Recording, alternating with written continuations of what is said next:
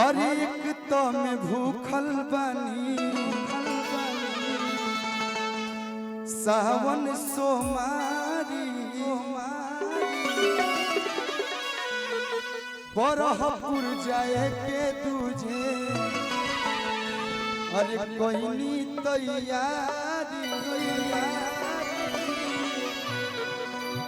नहीं कहब तो लागी हमारा दुख राजा जी। गाना के 15-16 साल हो गई लेकिन अभी इंस्टाग्राम पे 5 नंबर पे ट्रेंडिंग में भाई प्यार में हो। अरे नहीं कहब तो लागी अरे हमारा दुख राजा जी तो कराई दी गाड़ी बरहपुर के भूख राजा जी करा दी गाड़ी बरहपुर के भूख राजा जी। एक कम भूखल बानी सावन सोमारी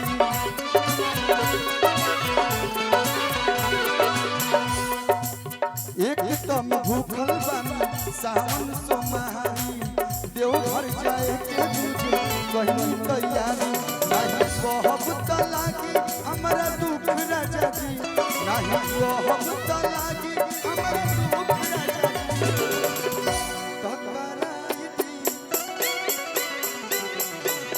तो करा दी गाड़ी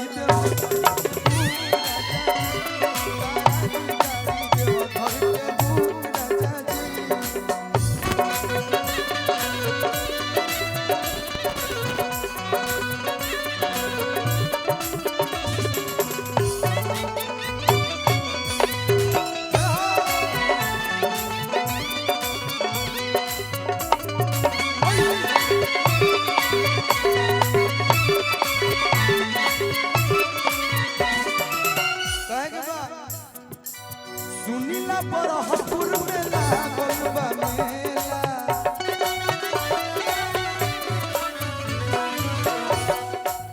जाए जात सभे हमर मन तरसेला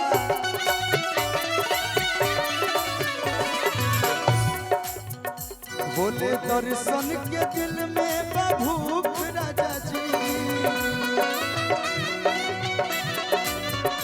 बोले दर्शन के दिल में भूख